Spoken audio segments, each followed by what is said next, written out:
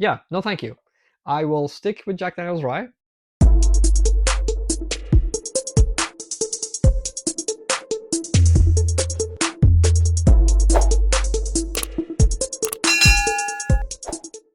Welcome to Whiskey and SV. I'm your host Sam, and tonight we'll be drinking some rye whiskey.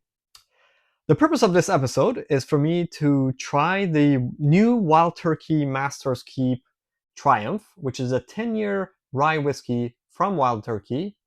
I got this sample from my good friend Donnie, and I do have a barrel. Not, I wish I had a barrel. I do have a bottle that I purchased. Um, the SRP on this is $275 plus tax. For some reason, the Total Wines around here had it for 230. So when I came across it, obviously I picked it up. But I'm not sure if it's even worth the 230 plus tax, even though the SRP is 270 plus tax. That is quite expensive for a 10-year age-dated rye whiskey. So it's going to be a bit of a weird episode because I was initially thinking to do a blind with at least something else from Wild Turkey that you can easily get, and then maybe a couple of things that I really enjoy that are much cheaper, but in my opinion, much more enjoyable. Well, I haven't had this yet, so I don't know if they're more enjoyable, but they're definitely two of my favorite ryes here, which we'll get to. So I think what I'm going to do instead of doing a four-way blind is I'm just going to do the blind between the Wild Turkey Master's Keep Triumph 10-year rye and the Russell's Reserve single barrel rye whiskey. So this single barrel rye whiskey was recently released as a complement to the regular Russell's Reserve bourbons that are also bottled at 52% ABV. And obviously, Russell's Reserve is owned by Wild Turkey, so you would think that there should be some similarities between these ryes. However, I have had this rye before, the single barrel rye, and I think it's got a lot more rye than it has corn. I believe the mash bill on the Wild Turkey Master's Keep Triumph is almost a barely legal rye. It's only 52% rye, and it's 30% corn, 36% corn or something. Obviously, the rest of it is going to be barley. So this is apparently going to be a much more bourbon lovers rye. This to me had a bunch of vegetal notes that I wasn't a huge fan of. So I think they probably, hopefully, they are sufficiently different that it would make this worth it because I'm really not a big fan of this one, at least from memory. And you can see I've gone through quite a bit of this. I didn't drink all of that, obviously. I've shared a lot of it, as with a lot of my other bottles. So the blind between these two, but I do want to compare it with two of my favorite ryes of all time. Specifically, the Jack Daniel's Twice Barrel Heritage Rye. This is the special release that came out in 2023, last year. I was able to get a couple of these at MSRP, which I think was in the order of $70 or $80. And I have since then bought some at slightly inflated prices, closer to 100. And I believe the secondary on them is more like 180, which is still much, much cheaper than the Wild Turkey Master's Keep Triumph, which again is probably over 300 in secondary. It's more like 350. And if you're lucky, in most stores, it'll be 270 plus tax, which is 300. So almost double the Jack Daniel's Twice Barrel Heritage Rye, which is currently my most favorite rye whiskey. Uh, a very close second to my favorite rye whiskey is this new short barrel that I was able to acquire, courtesy of a good friend of ours who was able to order this from Florida. And a Short Barrel is a company that I think they are an independent bottler. They usually just get MGP short barrels. And Short Barrel is basically a barrel that has had so much Angel's share where the liquid is, I think, less than half of the volume of the barrel.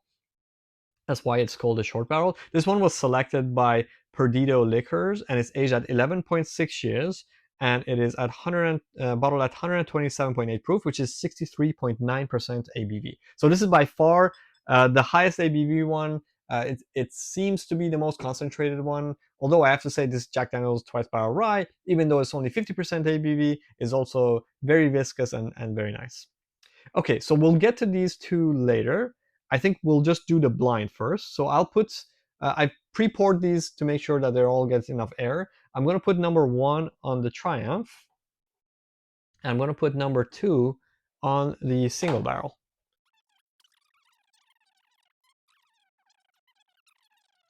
Right, so as usual, we will first nose them, provide some notes, then taste them, provide some notes, tell you which one is my favorite, and then guess which is which. So we'll start by the first one. Here we go. Okay, so it's slightly muted on the nose. There's somewhat of an herbal vegetal note that is mixed with citrus a little bit. There is some rick house type qualities to it. Definitely that vegetal note is not the most enjoyable for me. It's very, I don't know how to word it. It's like a dry herb that I don't know herbs very well, so I don't know how to describe it, but it's not mint. It's more like a maybe a tarragon. I'm not really sure. Okay. Anyways, let me try this one. This I would definitely not call this a bourbon lover's rye. It doesn't have those sweet candy flavors. It has a little bit of those, but it's mostly very vegetal. Okay, let's go to this one. Okay, this does taste like a bourbon lover's rye. It has quite a lot of corn influence. It's very sweet, candied. It it basically is what you would expect from a bourbon lover's rye, which has basically quite a like corn content. Yeah, much more inviting, much more sweet. Um, Personally, on the nose, I definitely prefer this one. So I'm gonna start first by tasting the other one. Yeah, you better really like herbal and vegetal notes, as this is definitely full of those types of notes. It's kind of like dry herbs and spices, like baking spices, very quite spicy, and as those the aftertaste is again like all of those herbal, dry herb type of notes lingering. And if your palate is sensitive to herbal notes, this really really lingers. And if like me, you're not a huge fan, then that might make you think twice about whether you're enjoying this or not. I wouldn't say it's by any means bad. It's just I don't know. Probably if you watched my channel before, I'm also not a huge fan of a lot of the Michter's barrel strength ryes because I find them to be yeah, a little bit too vegetal and not the types of vegetal that I enjoy. Like I really enjoy vegetal notes that are more towards mint and sweetness mixed together. This is more like sort of dry herbs type notes.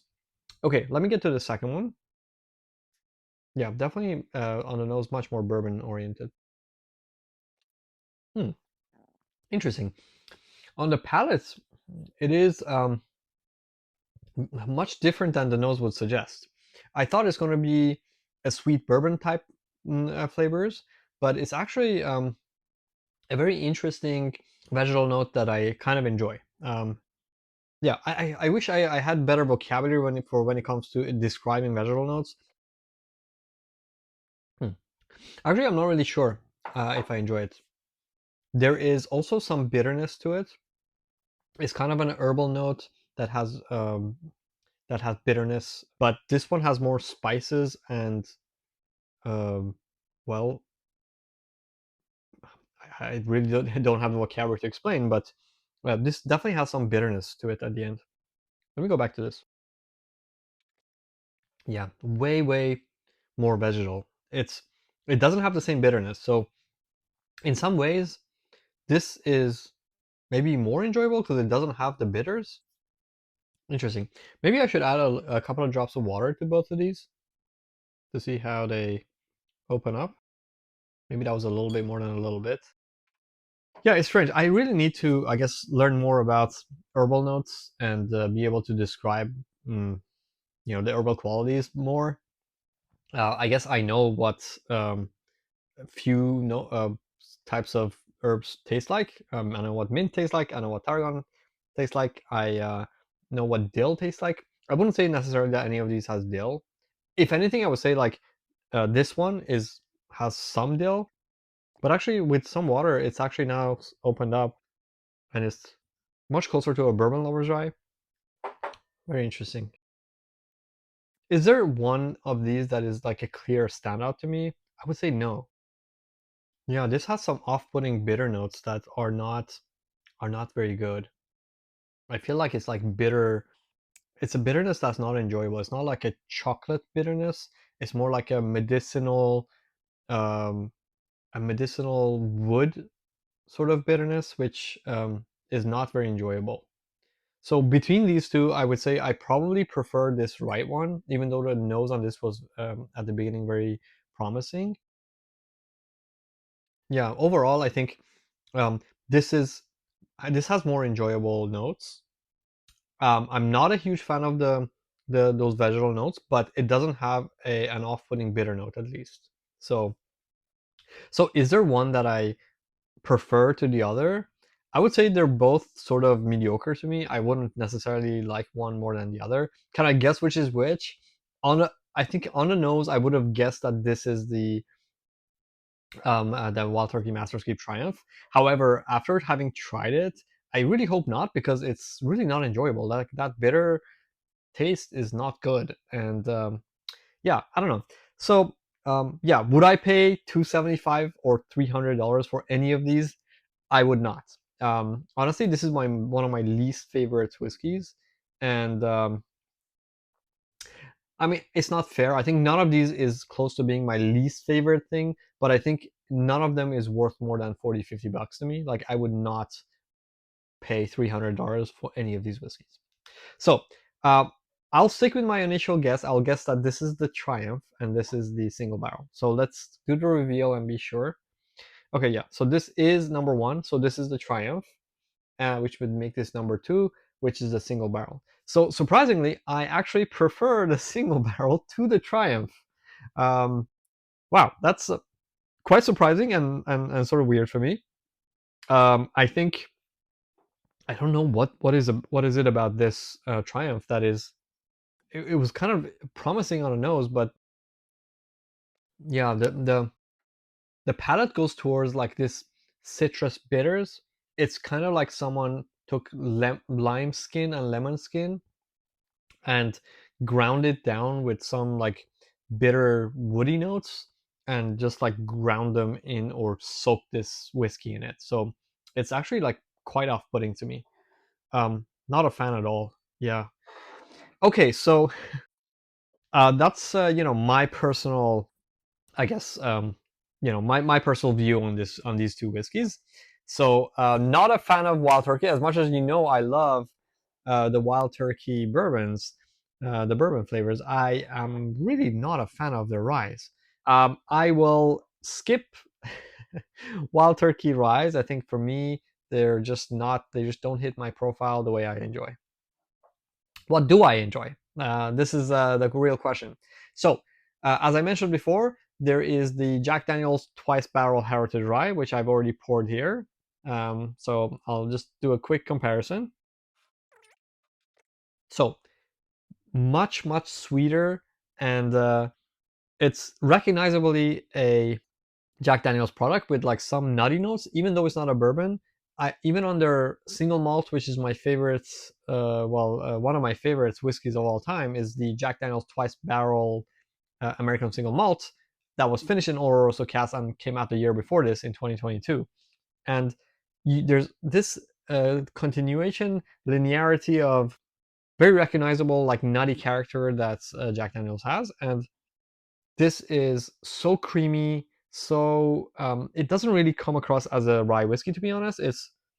I think it's an absolute bourbon lover's rye whiskey. There are slight vegetal notes in there, but they're all like very sweetened and nothing dilly, nothing like off-putting for me. There's even like some chocolate notes in there. It's very complex. I love this. Oh wow. I really love this whiskey. I think it's amazing.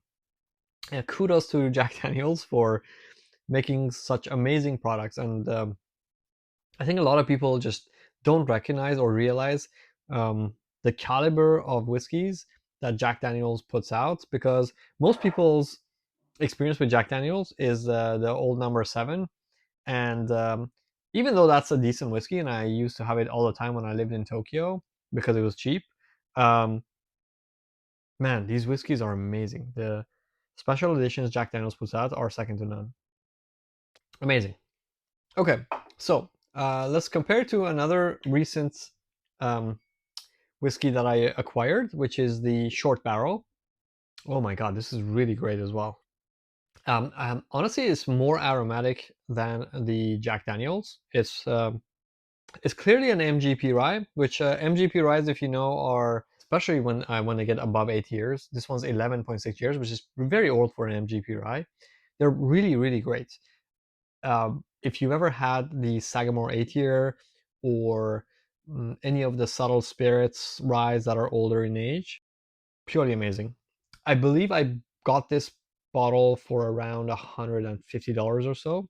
Maybe we got it a little bit under the market rate due to our connection and a group order, but it's really, really punches above its weight. It's really, really great. Okay, on the palate. So surprisingly, on a palate, I don't enjoy this as much as the Jack Daniels. The higher ABV obviously makes it more concentrated and viscous, but I feel like it has a little bit of a magic marker note to it. Very slight, but compared to the complexity that comes off the Jack Daniels, well, let me try this again. Yeah, this has some like burnt, sort of smoky, not Isla smoky, but like some sort of charred quality to it, which is super smooth and nice. This on the nose is like more candy and concentrated flavors, but the palate has a little bit of a sharpness to it, and there is that's sort of a candy note that is a little bit over accentuated. I feel it's still an amazing whiskey, and I think very fair for the price. But um, the Jack Daniels, if you were lucky enough to get it at the MSRP of like what, 65, $70, there is just nothing like it. So good. Okay, last try on this. Oh, I love Jack Daniels. Yeah, I just love this rye. I think it's like my favorite rye by far. And I can acquire it at the same price as the short barrel.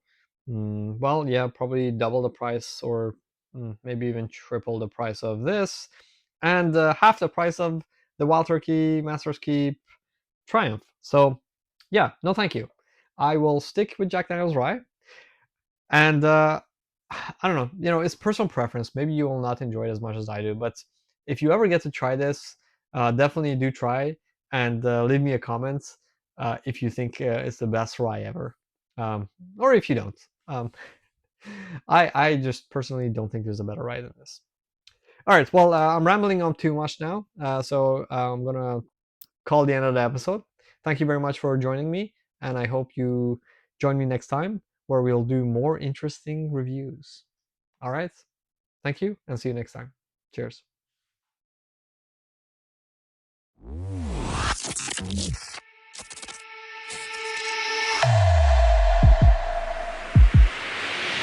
I didn't have dinner, so this is really gone to my head.